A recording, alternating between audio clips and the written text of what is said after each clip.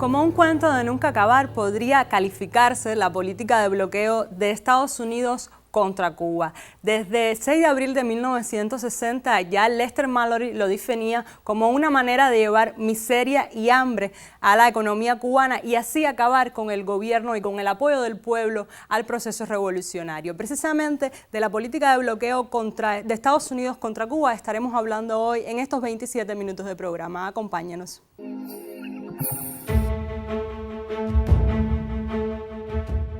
Según datos recientes aportados por el informe de Cuba sobre el bloqueo en el año 2022, esta política genocida en los últimos 7 meses ha costado al país más de 3.806,5 millones de dólares, una cifra totalmente superior a esta misma etapa del año 2021.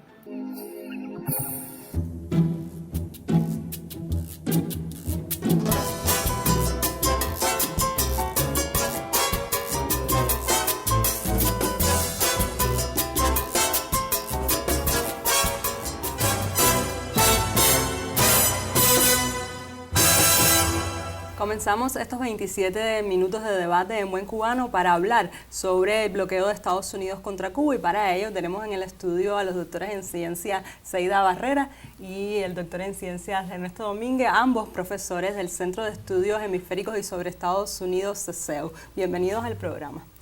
Históricamente ha habido un diferendo entre los Estados Unidos y Cuba, agudizado luego de 1959 con el triunfo de la Revolución. ¿Cómo se ha manifestado este diferendo a lo largo de la historia y cómo se pone en práctica actualmente? Bueno, si estamos hablando desde el punto de vista histórico, estamos hablando de un proceso que lleva una acumulación ya de décadas, más de 60 años, pero que comienza inclusive antes del triunfo de la Revolución con el tema sancionatorio. De hecho, se tiene conocimiento sobre sanciones a Batista con respecto a armas. Y después de que triunfa la Revolución, automáticamente ya a los pocos meses comienza este proceso sancionatorio que nosotros denominamos bloqueo, en Estados Unidos se denomina embargo, y que según un estudio que estamos realizando es una de las líneas que tiene el CESEU ahora de 28 años entre 1994 y 2021, aproximadamente cada 5 sanciones hay solamente 2 flexibilizaciones y cuando vamos al contenido vemos que por ejemplo en una sanción se ponen en lista negra 300 entidades entre cubanas y extranjeras y en una flexibilización se saca solo a 2 o 3 personas de la lista. O sea, estamos hablando de flexibilizaciones cosméticas y por tanto sanciones que atacan el corazón mismo del comercio y de toda la actividad económica cubana. Sí, puedo añadir un par de cosas aquí. Tú misma decías que es un fenómeno de una larga historia. Es tan larga la historia del conflicto entre las dos partes, y hay que decirlo así, es un conflicto de base, que las primeras manifestaciones son del siglo XVIII. Los primeros intentos desde lo que es Estados Unidos de ocupar Cuba antecedieron a la independencia de Estados Unidos, en el marco incluso de la Guerra de los 7 años entre Francia, Gran Bretaña, con la incorporación de España, que en ese contexto fue la toma de La Habana por los ingleses. En ese entorno histórico hubo intentos organizados por los colonos de la América del Norte, incluso hay una expedición que intentó llegar a Cuba, liderada por el hermano menor de George Washington. En ese proceso hay una historia detrás que no depende del estatus o del tipo de régimen político que hay en Cuba.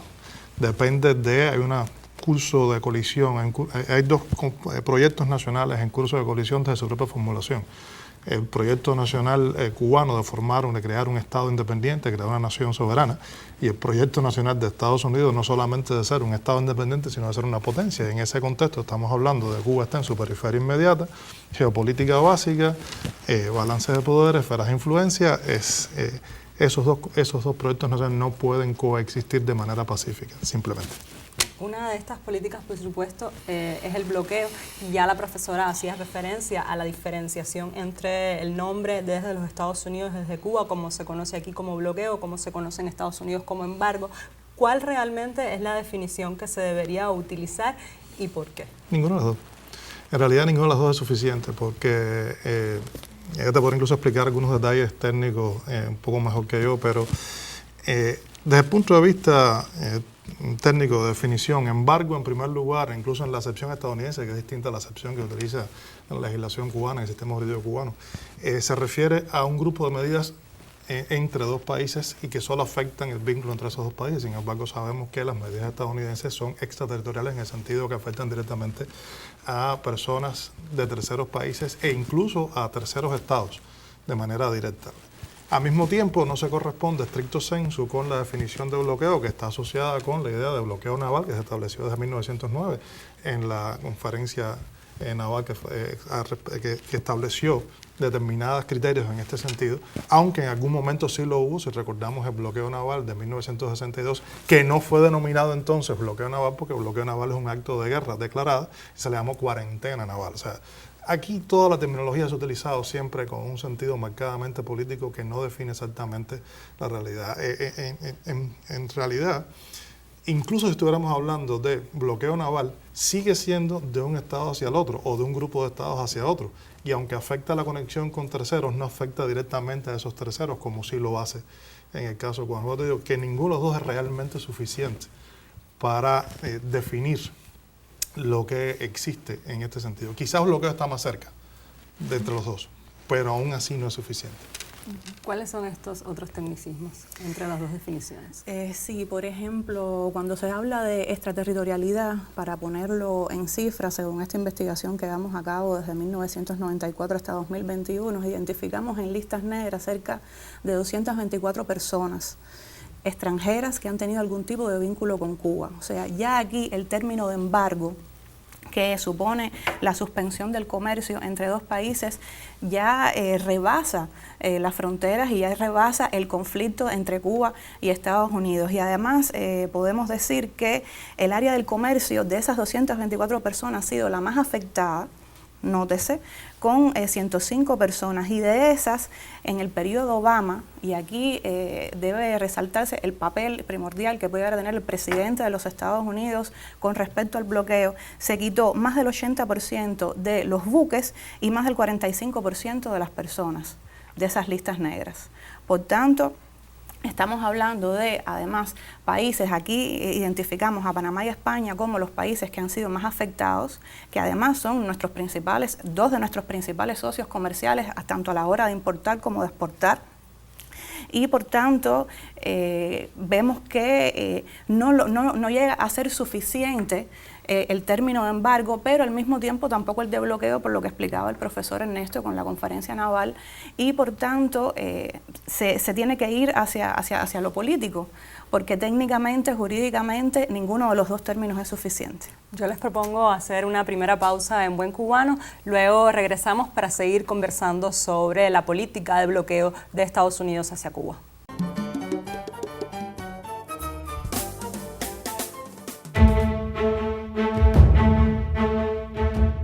Según datos recientes aportados por el informe de Cuba sobre el bloqueo en el año 2022, esta política genocida en los últimos 7 meses ha costado al país más de 3.806,5 millones de dólares, una cifra totalmente superior a esta misma etapa del año 2021.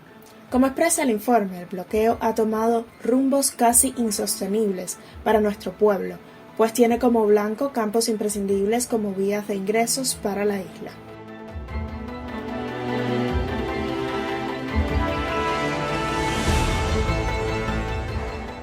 Las medidas tomadas por el gobierno de Donald Trump y las falsas promesas de Joe Biden han hecho del bloqueo económico y comercial contra Cuba una política que también va en contra del pueblo y su desarrollo, su nivel de vida, sus recursos materiales.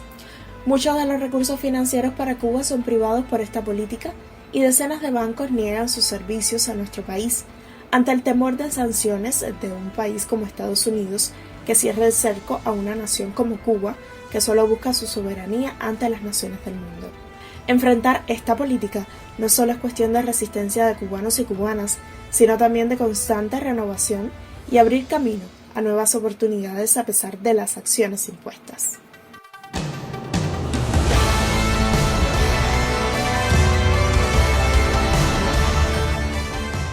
Producción propia y participación ciudadana serán algunas de las premisas, así como el apoyo de los países del mundo que sí reconocen al bloqueo como un obstáculo en la capacidad de la mayor de las Antillas para su prosperidad y desarrollo.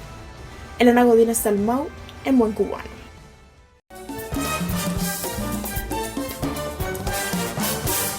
Volvemos para continuar hablando sobre la política de bloqueo de Estados Unidos hacia Cuba y ahora le quiero preguntar acerca de la nueva incorporación de Cuba a la lista unilateral de los países patrocinadores del terrorismo. ¿Cómo afecta esto a nuestro país y qué significa estar en esta lista? Bueno, la última inclusión en la lista de países patrocinadores para el terrorismo la realizó Trump, fue una de sus últimas acciones antes de salir. De hecho, sale publicada justo después que él sale de mandato, el 22 de enero. Ellos hacen entrega los 21 de enero y sale publicada después.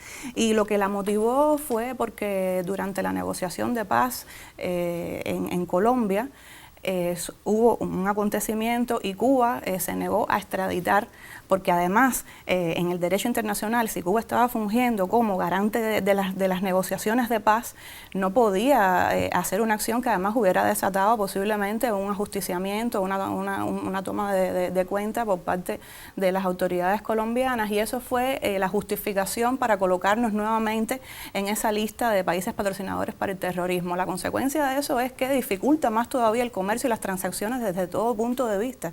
Ningún país quiere comercializar con un país, con Cuba en este caso, al estar incluida en una lista de países terroristas. Se dificultan más todavía las transacciones, hacen mucho más difícil las inversiones, las transacciones bancarias por este motivo. Y el golpe blando ha sido uno de los acuerdos en que ha llegado ambos partidos en cuanto a sus gobiernos, ¿no? en la supuesta caída del gobierno hacia Cuba. ¿Cómo funciona el bloqueo en la aplicación de esta política de golpe blando para acabar con el gobierno cubano? Hay dos cosas. El primero es que se combina el tema de la pertenencia o la inclusión en la lista de países promotores del terrorismo, que además recientemente se publicó algunos de los efectos directamente, por ejemplo, sobre el sistema energético nacional, el hecho de algunas de las contrapartes o de las compañías con las cuales Cuba tenía convenios, porque fueron los productores, los fabricantes, ¿no? de los equipamientos que están instalados, desde calderas hasta equipos de control de las centrales termoeléctricas, que simplemente no dan servicio postventa o suspenden el servicio postventa a partir de que, por inclusión en la lista de terroristas, sea porque tienen que cumplir con esa sanción a partir de su adquisición por empresas estadounidenses, sea porque los bancos que median en las transacciones se niegan a operar o exigen determinadas garantías adicionales, simplemente se suspenden parte de esos servicios postventa, lo cual se traduce en la imposibilidad de dar mantenimiento apropiado, de recibir las partes necesarias para reparar o incluso para en los procesos de mantenimiento para recuperar el potencial instalado, la capacidad instalada de esa industria. Eso es uno de los ejemplos importantes, y eso se traduce en un impacto directo sobre la economía cubana, que a su vez se traduce, y eso es solamente un ejemplo, en realidad abarca toda la economía cubana. Eso se traduce en un deterioro, en un impacto que genera un deterioro sostenido de los niveles de vida de la población cubana, sobre todo en contextos críticos como el contexto pandemia, pospandemia, si es que estamos en pospandemia, o en la aparente pospandemia en que estamos, que eso significa entonces la creación de condiciones para que se puedan producir procesos políticos internos. El sistema de sanciones, el sistema de medidas coercitivas que se aplican contra Cuba, que eso tiene muchas, también hay debate en torno a las definiciones, si es sanción, si son medidas coercitivas unilaterales, que realmente es una categoría más amplia, no son el golpe blando. De hecho, lo anteceden y se han aplicado mucho antes, incluso apareciera la misma idea de un golpe blando. Lo del golpe blando es un desarrollo más reciente que tiene que ver, por supuesto, con el uso de medios de comunicación, sobre todo de las plataformas digitales alternativas para promover determinadas matrices de opinión, la generación de grupos y formas de oposición interna que vayan contra el gobierno, crear desconfianza contra el gobierno, o sea, crear esas condiciones. El bloqueo lo que establece son las condiciones de contorno que hacen posible que un golpe blando pueda producirse, porque, por supuesto, deterioro de las condiciones de vida significa crecimiento del descontento, sobre todo si viene acompañado por decir que no hay salida y por la evidente dificultad de salir de esa situación, a partir no solo de la realidad interna de Cuba, sino que Cuba es inserta en los procesos globales. Estamos en un contexto de crisis global y se acumulan un grupo de problemas a los cuales Cuba tiene que ponerle arriba de ellos lo que está generado por esto que llamamos bloqueo, más todas las políticas, porque para mí es fundamental explicar esto. El bloqueo no es la política de Estados Unidos hacia Cuba. Las sanciones no son la política hacia Cuba. Son una parte fundamental de esa política, pero no es una sola. Las sanciones no son las encargadas de cambiar el régimen político en Cuba. Son parte integral y fundamental de ese proceso, pero es un sistema mucho más amplio de política. Y si no entendemos esa interrelación, no entendemos el sentido de esa política. Que además lo que busca ni siquiera es en última instancia cambiar el régimen político en Cuba. Lo más importante en ese proceso es cambiar la relación geopolítica entre Estados Unidos y Cuba, lograr recuperar por la parte de Estados Unidos su control sobre Cuba a partir de esa proyección de potencia y el papel que tiene el Caribe y América Latina en esa posición internacional de Estados Unidos como potencia global, sobre todo en un sistema internacional cambiante como el que vimos. Perdona la cantidad de dimensiones, pero el problema es que si no lo ubicamos dentro de esos marcos, pienso que no se entiende realmente. No es en ningún caso algo simple ni que depende de la decisión de una persona, aunque una persona, un grupo, una circunstancia política puede generar variaciones y genera variaciones, pero el problema es más profundo y de mayor alcance. Yo les propongo hacer una nueva pausa ahora en Buen Cubano, luego seguiremos hablando sobre toda esta política de bloqueo contra Cuba. Yo les recuerdo que puede comunicarse con nosotros a través de nuestro correo electrónico en buencubano@icrt.co y también a través de nuestras redes sociales. Enseguida volvemos.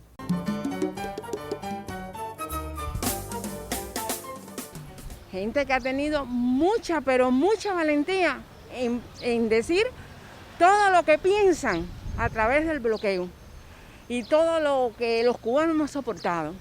Pero seguiremos soportando porque tenemos que vencerlo, porque tenemos moral, porque los cubanos de verdad tenemos muchas necesidades, pero también tenemos mucha moral. Yo considero que debería cambiar con respecto a la política que se está tomando, porque con la situación que se ha desatado respecto a la pandemia, a la COVID-19 y con los 60 años que tenemos de revolución, se debería cambiar la política como expresó de promesa electoral Joe Biden. Y bueno, no entiendo esa parte de estar en la injerencia, ¿no? de los países y tratar de controlarlo de esa manera. Pienso que eso es algo que es absurdo y llevamos tantos años en lo mismo y al final, bueno, solo tienen al país tratando de mantenerse y ellos son los que están perdiendo su tiempo realmente. El bloqueo económico que tenemos, que llevamos 60 años viviendo esto, ya, otra cosa no, mi respeto, bueno, debido a eso hay 20 necesidades que la estamos enfrentando. De una forma u otra, bueno, estamos saliendo adelante. Carlos Miguel no puede acceder a sitios web imprescindibles para su trabajo como emprendedor de las tecnologías. Leudis, ciego de nacimiento, no tiene dispositivos médicos parlantes. Lourdes no puede cobrar su salario como árbitra internacional porque el banco suizo donde lo depositan se niega a hacer transferencias a Cuba. El ron y el tabaco cubano siguen sin comercializarse en el mercado norteamericano. Nuestros científicos se reinventan todos los días para que nuestros candidatos vacunales avancen a pesar de la ausencia de reactivos o equipos clave. Algunos dicen que el bloqueo no existe, que es una excusa, que está diseñado para afectar al gobierno y no a la gente. Sin embargo, la vida diaria en Cuba demuestra lo contrario.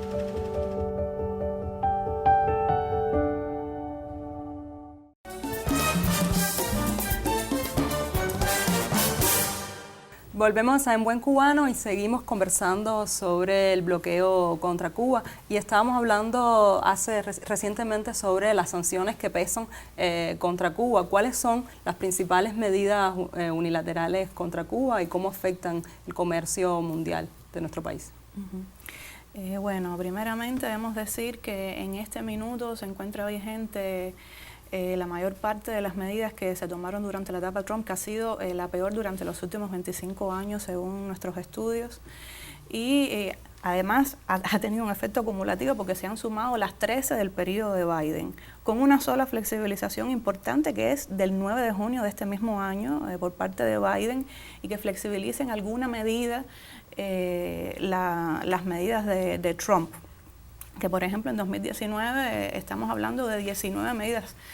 Hubo más de una medida por mes, no daba tiempo prácticamente a recuperarse. Y estas medidas afectan principalmente todo lo que tiene que ver con el comercio exterior, todo tipo de transacciones, sancionan desde el buque que viene saliendo, da lo mismo si tiene carga humanitaria o no para Cuba. En el medio de la COVID tuvimos pérdida de proveedores y clientes, producto del temor del mal ambiente que se crearon con esta avalancha de sanciones durante el periodo de Trump. Y con Biden, por ejemplo, una de las pocas medidas nuevas, porque además de las investigaciones también ha salido que el grueso de las sanciones lo que hacen es modificar en alguna medida o lo que hacen es prorrogar.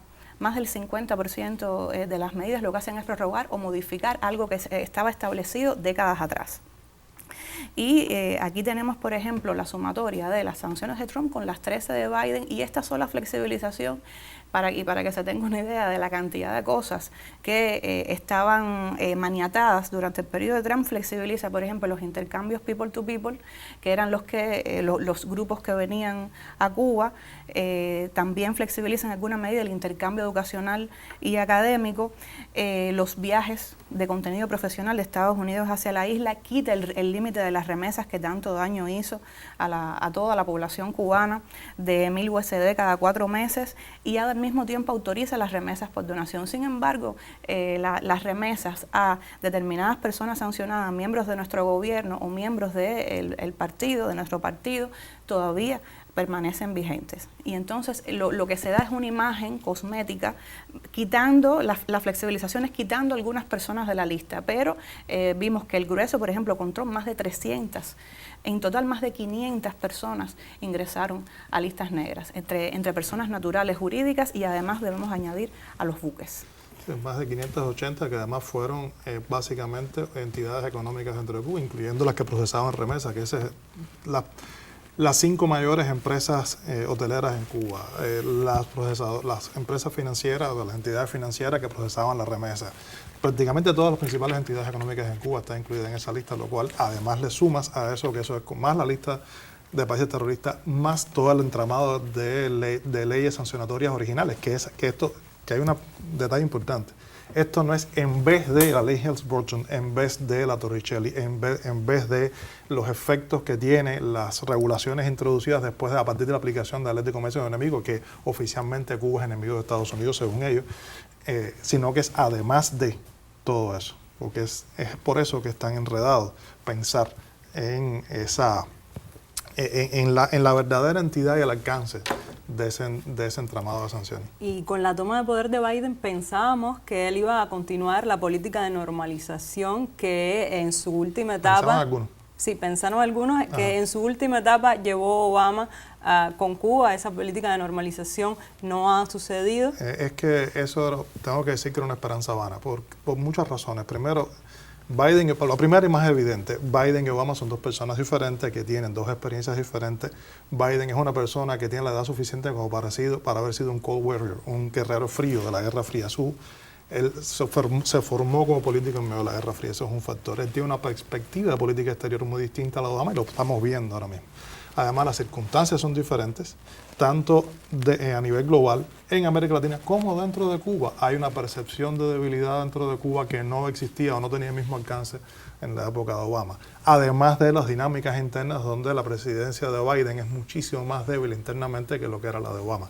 Todo eso cuenta. En ese contexto, pensar que Biden iba a iniciar un proyecto, un tema de cambio profundo en un tema de política que no le aporta beneficios importantes a él de ninguna manera y lo que puede traerle son determinados problemas cuando todavía ellos consideran que tiene alguna opción de ganar Florida, por poner un ejemplo directo. Era impensable que fuera en ese sentido. Quizá después de las próximas elecciones de medio término, los síntomas que puedan indicar que hay una cierta flexibilización, pero volver a la ruta de Obama es algo que no parece probable ahora mismo.